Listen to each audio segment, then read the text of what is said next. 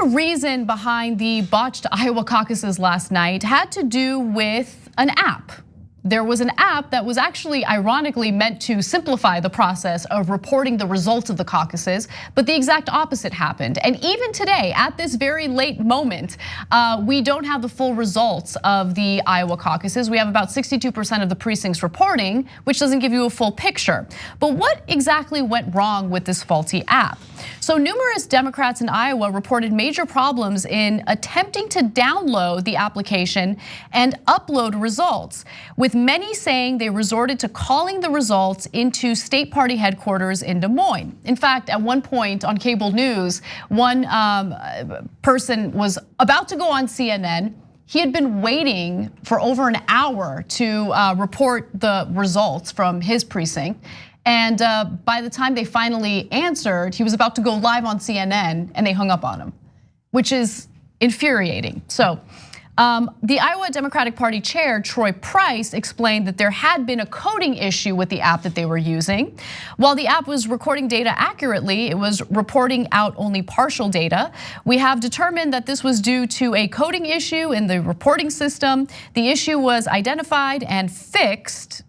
I mean, but that means nothing because obviously it wasn't working when we needed the app to work.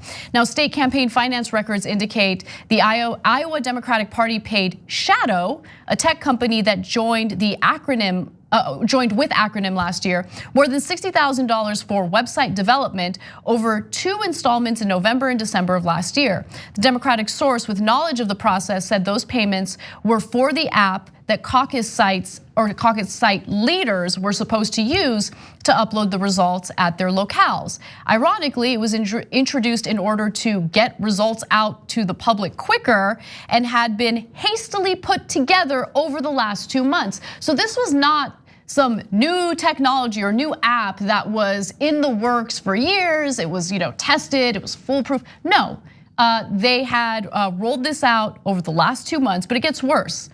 There had been security concerns from the start. And when NPR questioned the state party chairman, he, quote, declined to provide more details about which company or companies designed the app or about what specific measures had been put in place to guarantee the system's security. Now, I'm gonna talk a little more about the people behind the app in just a second. That has gotten a lot of attention because it certainly gives the appearance of a conflict of interest. There were, former Hillary Clinton staffers behind it. So there's some concerns there. But before we get to it, Jackson, as someone who co-founded an app, Politiscope, what are your thoughts on all of this? Well, first and foremost, Shadow is a very trustworthy name. But I mean, really, a startup company should not be put in a position to have this much responsibility with something that's so important. And if they are going to, then they should have at least tested things out. And what reporting about like a week ago, there were things going wrong with it and everybody was mentioning that there were problems and they still went forward with it. But even at that, you should have a plan A, B, C, D, E, all the way through Z, just in case certain things go wrong so that you can demonstrate that you're competent, so that you can demonstrate that people can trust you. So really this does nothing but strengthen the whole government can't do anything right argument. And Trump's been using that against Medicare for all. Why wouldn't he? Why wouldn't he? Right. You know what I'm saying? Like literally the whole world is talking about this. And the DNC had literally a handful of years to prepare for this. And then I live in New Jersey where I'm at. It's by the time this show's over, it'll be 8 o'clock and we still don't know who won. So it's a big mess. They never should have went with the startup. Go ahead, John. It's sort of like bad enough that they didn't test it. That I guess the test run was the actual run. So they weren't prepared for it to fail, but they weren't even prepared that if something failed, how they're gonna communicate about it, what sort of timeline they're gonna have. If there's a problem with the app, even one they haven't identified, there was nothing for, like the precinct captains were trying to get through to people who the helpline, they didn't know the app. They didn't know what to tell them. Some people were showing up, they have to put in the results and then they have to get the app then, so they're trying to download it off a spotty connection. So even the people who were gonna run it weren't told that they needed to download the app. It was like at every single step of the way, they failed to anticipate things that were unlikely to happen, but even the things that were certainly gonna happen. Everybody needs to have the app. That sort of goes without saying, and they didn't even anticipate that. Exactly. I mean, there were so many issues with the rollout of this app, the fact that they didn't do any type of testing to ensure that it would work appropriately. And then there's in the very least, and I'm just saying in the very least, the appearance of a huge conflict of interest when it comes to the very individuals who designed this app and teamed up to develop it. So let's give you those details right now. With Shadow, by the way, so in January of 2019, a woman by the name of Tara McGowan, the head of Acronym, announced that her firm had acquired Namira's ground-based company, adding that he and his team were, quote, launching Shadow, a new tech company to build smarter infrastructure for campaigns. So who is this Namira person that I'm mentioning? Gerard Namira, a veteran of Hillary Clinton's presidential campaign, is the head of Shadow. He previously served as Chief Technology Officer and Chief Operating Officer of Acronym. In 2019, David Plouffe, one of the chief architects of President Barack Obama's wins, joined the board of advisors for Acronym. So Tara McGowan is the head of Acronym, and so she had tweeted about this app earlier. With Shadow, we're building a new model incentivized by adoption over growth with a deep focus on building the underlying tech infrastructure that will enable campaigns to use the most effective new tools in smarter ways and better integrate plus leverage data across platforms. I don't even know what that means. Nobody does. Yeah, it's just a bunch of nonsense. But the reason why I show you that app is because this woman is very much involved in this process. And who is this woman? McGowan is married to Michael Hale, a senior strategist with the Buttigieg campaign. There's no evidence any preference of candidates had any effect on the coding issue that is stalling the Iowa result. That was reported by Lee Fong over at The Intercept. That's the responsible way to report this story. But I bring this up because this doesn't look good. You have this app, and by the way, it doesn't look good for Buttigieg. So if Buttigieg legitimately wins the majority of delegates in Iowa, you don't want this cloud hanging over you, right? Well, that's one of the reasons that I think, well, first of all, I think you shouldn't believe that someone conspired with an app to overthrow an election without good evidence. But even if you were inclined to do so, why would he do that in a state where he was winning for weeks and weeks, if not months, was still up until very recently polling in a strong second, which he could definitely spin as a win.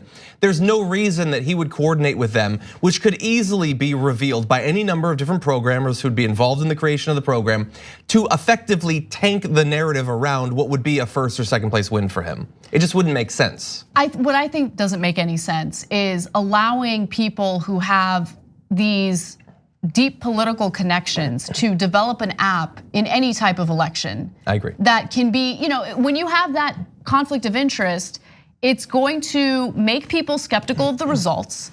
So why even go there? Why not just avoid that by not getting former Hillary Clinton staffers involved in any type of election process, whether it's developing an app or any type of technology in making the process easier? You know what's an easy process? Paper ballots. Let's have paper ballots and let's not mess around with technology that's hackable or could have coding issues or could have all sorts of technological problems that we experienced last night. And plus, what's even the point of the transition? Like, who asked for it? And if you're gonna do something like that, it would make sense to broadly inform the public to let them know, hey, this is how we're gonna do it, so that you could eliminate any potential liabilities that you might have. Now, after totally bungling this, I mean, I don't see how this company has much of a future. I mean, maybe they will, depending on how much they're deeply connected. Yeah, how much nepotism is involved in the mix. You know what I'm saying? But it's just, it was totally unnecessary because we still got 49 more states to go. Right. So the app was supposed to be used in Nevada. I am happy to report that Nevada will no longer use the app. I think that it would be incredibly not smart. Well, they still said they're gonna use a different app. Right. Maybe don't use an app. Don't use an app, exactly. But, yeah, and I'm glad that you pointed out the connections. The connections, some people take that as, and thus they rigged it. But the thing is, there's political corruption, there's trying to overthrow an election. There's also just people we know can start a company and we can give them money. Like they can do that. That's the same reason that they throw money at contractors. They know those people. It is totally legitimate inside the system. I don't mean from my point of view or ethically, that they can just have a bunch of people on the board. They give from the state party a bunch of money to develop an app, and they have made that money. It doesn't mean that they've rigged the outcome, but they are taking money that was raised for the party, and then they're giving it to their friends to create an app or run ads or whatever. And look, there's that old school form of corruption as well. Right, and then this company has also received money from Pete Buttigieg's campaign. Now, we don't know the details of the services that Pete Buttigieg's campaign paid for, right? But what I do know is that when a campaign is paying a company, tens of thousands of dollars for their services, that also doesn't look good. And it doesn't look good for Buttigieg. So you're right in that he legitimately spent a lot of time in Iowa, a lot of money in Iowa. He was doing well in Iowa. But why use any type of technology that gives the impression of a conflict of interest that benefits a candidate like Pete Buttigieg? Why not have a system that looks clean, that is clean, and doesn't have any type of faulty technology involved? Just something that's a little more foolproof, and unfortunately they didn't go in that direction. So real quick, just to give you the numbers that I'm referring to, Shadow has also been retained for digital services by Buttigieg's campaign, which paid the company $42,500 for software-related services last July, and by Joe Biden's campaign, which paid Shadow $1,225 for text messaging services last July as well. So there you have it. The app has been a complete and utter disaster, and as a result, even in this very moment, we don't know what the full results of the Iowa caucuses are. Don't miss your chance to win a trip to Los Angeles and have dinner with Cenk, John, and me. Just head to tyt.com/dinnerinla to register to win. Sign up for a free Aspiration spend and save account. Then you just register your eligibility and swipe your Aspiration card daily on purchases to gain entries. Not only are you entering to win a trip to Los Angeles and dinner with TYT hosts, you're also not depositing your hard-earned money into fossil fuel exploration or production. As a friendly reminder, even if you already have an Aspiration account, you must still register for eligibility into the sweepstakes.